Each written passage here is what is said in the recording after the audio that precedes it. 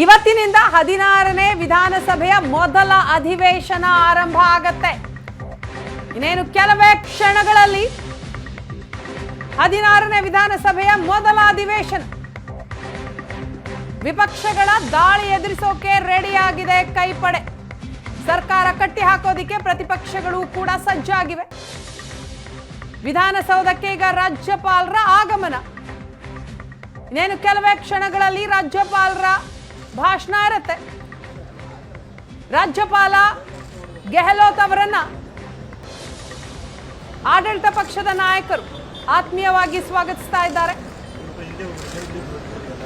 CM Siddaramaiah ಅವರನ್ನ ನೋಡ್ತಾ ಇದ್ದೀರಿ. ಎಚ್.ಕೆ. ಪಾಟೀಲ್ ಅವರಿದ್ದಾರೆ.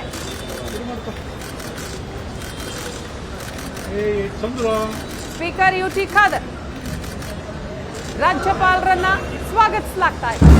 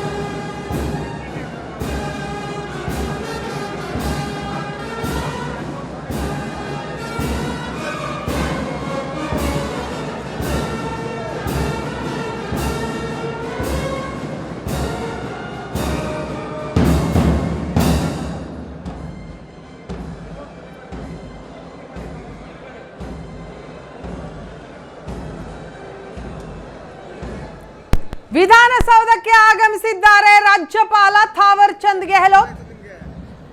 ರಾಜ್ಯಪಾಲರನ್ನ ಸ್ವಾಗತಿಸಿದ್ದಾರೆ speaker U T. Khader, CM Siddaramaiah. ನೇರ ಪ್ರಸಾರದ ದೃಶ್ಯವನ್ನ ನೋಡ್ತಾ ಇದ್ದೀರಿ. ಇಂದಿನಿಂದ 16ನೇ ವಿಧಾನಸಭೆಯ ಮೊದಲ ಅಧಿವೇಶನ ಆರಂಭ ಆಗ್ತಾ ಇದೆ. ಬಹಳ ಕುತೂಹಲವನ್ನ ಕೆರಳಿಸಿದೆ ರಾಜ್ಯಪಾಲರ ಭಾಷಣ. ಜಂಟಿ ಅಧಿವೇಶನವನ್ನ ಉದ್ದೇಶಿಸಿ ಥಾವರ್ ಚಂದ್ ಗೆಹ್ಲೋಟ್ ಮಾತನಾಡ್ತಾರೆ.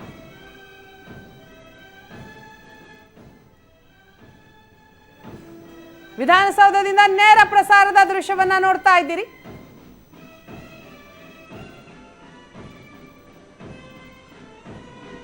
ವಿಪಕ್ಷಗಳ ದಾಳಿಯನ್ನ ಎದುರಿಸೋಕೆ ಒಂದ್ ಕಡೆ ಕೈಪಡೆ ಸಿದ್ಧತೆಯನ್ನ ಮಾಡ್ಕೊಂಡಿದ್ರೆ, ಮತ್ತೊಂದು ಕಡೆ ಸರ್ಕಾರವನ್ನ ಗ್ಯಾರಂಟಿ ವಿಚಾರದಲ್ಲಿ ಹೇಗಾದ್ರೂ ಮಾಡಿ ಕಟ್ಟಿ ಹಾಕಬೇಕು ಅಂತ ಪ್ರತಿಪಕ್ಷಗಳು ಕೂಡ ಸಜ್ಜಾಗಿವೆ. ಇನ್ನೇನು ಕೆಲವೇ ಕ್ಷಣಗಳಲ್ಲಿ ಅಧಿವೇಶನ ಆರಂಭ ಆಗತ್ತೆ. ರಾಜ್ಯಪಾಲರ ಆಗಮನ ಆಗಿದೆ.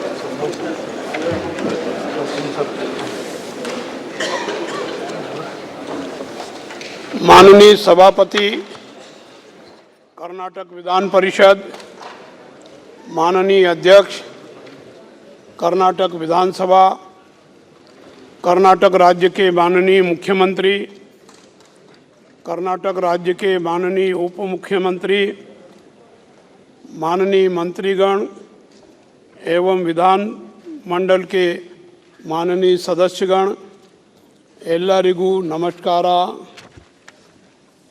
कर्नाटक विधानमंडल के इस संयुक्त सत्र में नई आशाओं और नए सपनों के साथ आए आप सभी का मैं हार्दिक स्वागत करता हूं।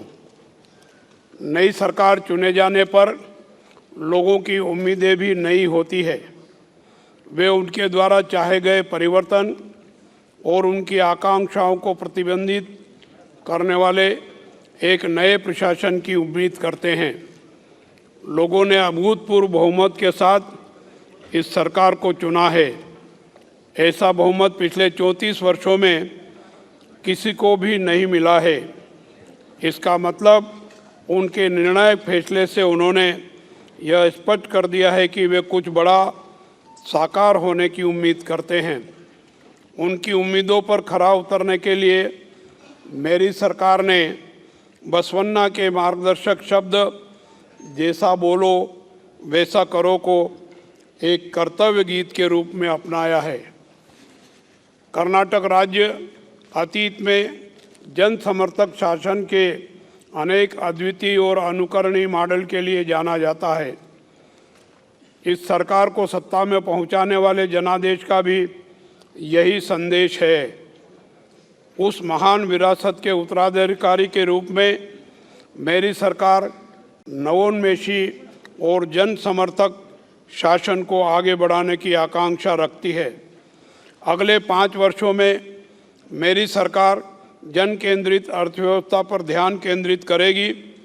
मेरी सरकार का लक्ष्य कर्नाटक को सामाजिक रूप से समावेशी और सांस्कृतिक रूप से जीवंत आर्थिक महाशक्ति के रूप में उभरना है।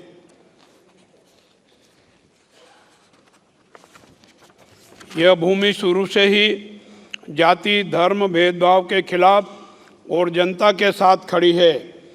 कर्नाटक की पहली उपलब्ध लिखित कृति कविराज मार्ग में कवि श्री विजय ने लिखा है कि अन्य लोगों के विचारों, अन्य लोगों के धर्मों, अन्य लोगों के जीवन के सिद्धांतों का सम्मान करना ही असली सोने का खजाना है। इसी तरह से कन्नड़ आदि कवि पंपा ने कहा है कि संपूर्ण मानव जाति एक है। हमारे राष्ट्र कवि कुवेंपु द्वारा शब्दों में परिभाषित हमारी संस्कृति और विरासत को याद रखना चाहिए।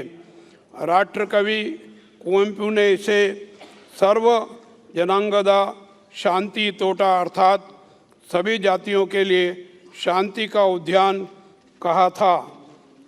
कर्नाटक के लोग भी इस सरकार से यही उम्मीद रखते हैं। हमारे संविधान की भावनाओं के अनुरूप हम जनता में शांति और सद्भावना लाने के लिए प्रयास करेंगे। अगले 5 वर्षों में हम बुद्ध, बसवा, नारायण गुरु, बाबा साहेब अम्बेडकर, कुवेंपु के सपनों के अनुरूप एक सम समाज के निर्माण के लिए ईमानदारी से प्रयास करेंगे। संकीर्ण मानसिकता समाज में स्त्री पुरुष तथा विभिन्न समुदायों के बीच विभाजन एवं मतभेद पैदा करती है। ऐसी मानसिकता के अवशेष आज भी समाज में विभिन्न स्तरों पर जीवित है। उसी के विरुद्ध बाबा साहब अम्बेडकर के नेतृत्व में संविधान का निर्माण किया गया। मेरी सरकार संविधान के दिखाए रास्ते पर चलकर समाज के सभी वर्ग के लोगों को विकास और शांति की ओर ले जाने के लिए प्रतिबद्ध है। यह सरकार शांतिपूर्ण और प्रेमपूर्ण समाज के निर्माण के लिए सभी कदम उठाएगी। आज राज्यों की वित्तीय, प्रशासनिक और विधायी स्वतंत्रता को मजबूत करने की ज़रूरत है। यह राज्य जो कभी देश के खजाने के लिए बहुत बड़ा योगदान देता था, अब संकट की स्थिति में आ गया है। कर्नाटक को इस आर्थिक संकट से बाहर निकालना मेरी सरकार की प्राथमिकता होगी। मेरी सरकार राज्य के कल्याण और अर्थव्यवस्था दोनों में संतुलन बनाकर कर्नाटक के नए शासन को देश के सामने एक मॉडल के रूप में प्रदर्शित करेगी। कन्नड़ कवि सर्वज्ञ ने कहा है कि जरूरतमंदों को खाना खिलाना, सच बोलना, दूसरों के साथ अपने जैसा व्यवहार करना ही कैलासा अर्थात शाश्वत स्वर्गीय निवास के बराबर है। मेरी सरकार 5 गारंटियों के माध्यम से यही हासिल करना चाहती है। इनका कार्यान्वयन गंभीरता और उत्साह के साथ शुरू हो चुका है। वर्तमान में खाद्य सुरक्षा अधिनियम के तहत प्रत्येक गरीब परिवार के प्रति व्यक्ति को प्रति माह 5 किलो चावल दिया जा रहा है। इसके अलावा मेरी सरकार अन्न भाग्य योजना के तहत राज्य में गरीबी रेखा से नीचे रहने वाले परिवार के प्रत्येक सदस्य को हर महीने 5 किलो अतिरिक्त चावल देना शुरू कर रहे हैं। इस प्रकार हम हर महीने 10 किलो चावल मुफ्त उपलब्ध कराकर भूख मुक्त राज्य बनाने के लिए प्रतिबद्ध है। इस योजना के तुरंत शुरू करते हुए जब तक आवश्यक अधिशेष चावल उपलब्ध नहीं हो जाता तब तक हम गरीबी रेखा से नीचे रहने वाले परिवार के प्रत्येक सदस्य को प्रत्यक्ष नगद हस्तांतरण डीबीटी योजना के तहत उनके बैंक खातों में प्रति किलोग्राम चावल के लिए 34 रुपये हस्तांतरित करेंगे। चाहे इसके लिए कोई भी त्याग करना पड़े, मेरी सरकार इस योजना को लागू करेगी। जो सरकार भूखों को खाना खिलाने में विफल रहती है वह जन विरोधी सरकार कहलाती है। इंदिरा कैंटीन की स्थापना गरीबों, श्रमिकों, प्रवासी मजदूरों, बेघरों आदि की भूख मिटाने के लिए की गई थी। इन कैंटीनों ने लाखों लोगों की भूख मिटाई है। हम इन्हें और भी प्रभावी ढंग से चलाएंगे। मेरी सरकार अन्न भाग्य योजना और इंदिरा कैंटीन के माध्यम से राज्य को भूख मुक्त बनाएगी। युवा निधि योजना के तहत जो वर्ष 22-23 में उत्तीर्ण हुए हैं लेकिन 6 महीने बाद भी बेरोजगार हैं, उन स्नातकोत्तरों छात्रों को 3,000 रुपये प्रति माह और डिप्लोमा धारकों को 1,500 रुपये प्रति माह दिए जाएंगे। इस योजना के तहत उन्हें 24 महीने की अवधि के लिए या रोजगार मिलने, स्वरोजगार शुरू करने और आत्मनिर्भर बनने जो भी पहले हो तक यह भत्ता दिया जाएगा। इससे युवाओं और उनके परिवारों को बहुत आवश्यक सहायता और सम्मान मिलेगा। गृह ज्योति योजना के तहत 200 यूनिट तक मुफ्त बिजली की से करीब 2.14 करोड़ घरेलू उपभोक्ताओं को लाभ होगा। इससे राज्य के 98% परिवार इस योजना के अंतर्गत आ जाएंगे, जिससे मेरी सरकार को बहुत खुशी हो रही है। मेरी सरकार ने महिला सशक्तिकरण के लिए गृह लक्ष्मी योजना लागू की है। इस योजना के तहत परिवार की महिला मुखिया को हर महीने 2,000 रुपये दिए जाएंगे। इससे महंगाई झेल रही महिलाओं को आर्थिक मजबूती मिलेगी। मेरी सरकार को यह कहते हुए गर्व हो रहा है कि महिलाओं को मुफ्त बस सेवा प्रदान कर रही है। इस योजना में पहले ही दिन से लगभग 50 लाख महिलाएं लाभान्वित हो रही है। यह समाज के आर्थिक क्षेत्रों में महिलाओं की अधिक भागीदारी सुनिश्चित करने की दिशा में एक महत्वपूर्ण कदम है। आज दुनिया के कई देश जन केंद्रित अर्थव्यवस्था पर जोर दे रहे हैं।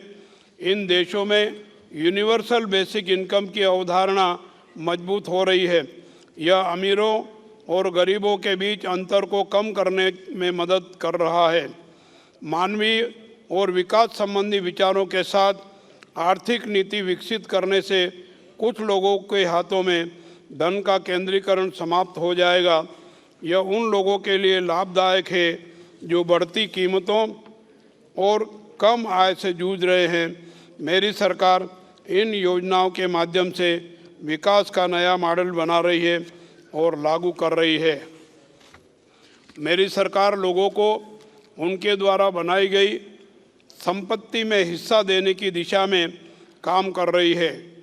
इसमें सरकार संविधान के अनुच्छेद 38, 39 ए, बी और सी में निहित राज्य के नीति निदेशक सिद्धांतों को भी लागू कर रही है। इन सिद्धांतों को सरकारों को शासन करने और कानून बनाने के लिए मार्गदर्शक होना चाहिए।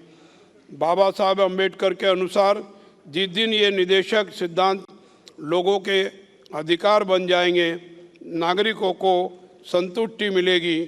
ये शब्द मेरी सरकार के लिए मार्गदर्शक प्रकाश है। विभिन्न कारणों से हमारी व्यवस्था में भ्रष्टाचार इस कदर व्याप्त हो गया है कि यह लगभग संस्थागत हो गया है। इसे खत्म करना एक बड़ी चुनौती है। मैं इस चुनौती का सामना करने और भ्रष्टाचार को जड़ से खत्म करने के लिए आपका सहयोग चाहता हूं। यह सरकार इस संबंध में सभी आवश्यक प्रशासनिक और वैधानिक उपाय करेगी। मेरी सरकार शासन को एक पवित्र कर्तव्य मानती है। गरीबों, सामाजिक और आर्थिक रूप से पिछड़े लोगों के साथ खड़ी है। साथ ही मेरी सरकार का उद्देश्य यह सुनिश्चित करना है कि सभी जाति, धर्म और वर्गों के लोगों को उनका उचित हिस्सा मिले। अधिकांश जनसंख्या सुशिक्षित हो रही है और उन्नत तकनीक पूरी दुनिया में फैल रही है। इस बीच समाज के सौहार्द को बिगाड़ने की क्षमता रखने वाले मुट्ठी भर लोगों के बुरे विचार सिर उठाने लगे हैं। 1000 साल से भी अधिक समय से यह आधार तैयार किया गया है कि कर्नाटक का सच्चा दर्शन यही है कि विभिन्न संस्कृतियों के लोग एक साथ आए।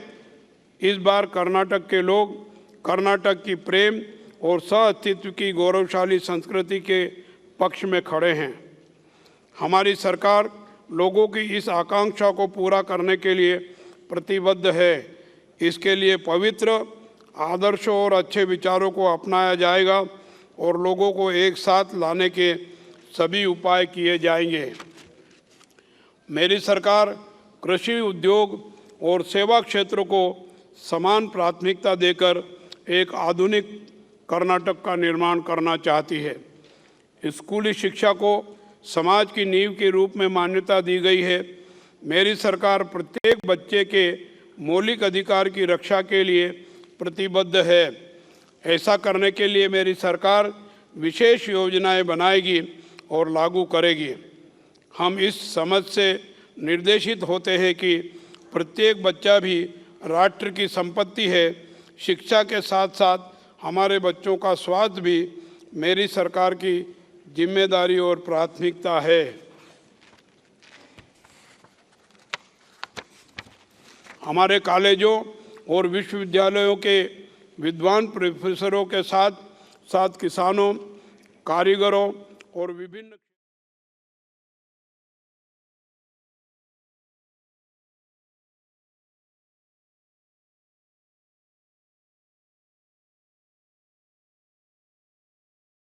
सक्रिय रूप से कई योजनाएं बनाएगी और कार्यान्वित करेगी। मेरी सरकार ने सभी को उत्कृष्ट स्वास्थ्य देखभाल प्रदान करने का एक बड़ा लक्ष्य निर्धारित किया है। यह मौजूदा संस्थागत बुनियादी ढांचे में सुधार करेगा और नागरिक अनुकूल प्रणाली का निर्माण और कार्यान्वयन करेगा। साहित्य, संगीत, कला और संस्कृति समाज के मानसिक स्वास्थ्य को आकार देने के साधन है। इन्हें हमारे बुजुर्गों द्वारा हजारों वर्षों से पाला पोसा गया है। विशेष रूप से कर्नाटक की संस्कृति अपनी समृद्ध और विशेष विरासत से प्रतिष्ठित है। मेरी सरकार इस बात से अवगत है कि हमें विज्ञान, प्रौद्योगिकी और वाणिज्य को दिए गए दर्जे के समान साहित्य, संगीत, कला और संस्कृति के विकास के लिए संसाधन आवंटित करने की आवश्यकता है। मेरी सरकार इसके लिए सभी आवश्यक पहल करेगी। गरीबी रेखा से नीचे के सभी लोगों को आवास उपलब्ध कराना मेरी सरकार की सर्वोच्च प्राथमिकता है। मेरी सरकार अगले 5 वर्षों में प्राथमिकता के आधार पर बेघरों के लिए पक्का मकान बनाने के लिए राज्य के लोगों को सभी आवश्यक सहायता प्रदान करने के लिए प्रतिबद्ध है। मेरी सरकार क्षेत्रीय असमानताओं और असंतुलन को खत्म करने के लिए एक स्पष्ट योजना बनाने के और लागू करने के लिए प्रतिबद्ध है। विशेष रूप से कल्याण कर्नाटक के जिलों में स्वास्थ्य, शिक्षा और आवश्यक सेवाएं प्रदान करने के लिए आवश्यक वित्तीय और प्रशासनिक सहायता प्रदान करके इस असमानता को दूर करने के लिए सभी आवश्यक कदम उठाने का लक्ष्य है। 2014 में लॉन्च की गई कृषि भाग्य योजना का मूल्यांकन कर्नाटक निगरानी और मूल्यांकन प्राधिकरण द्वारा किया गया है।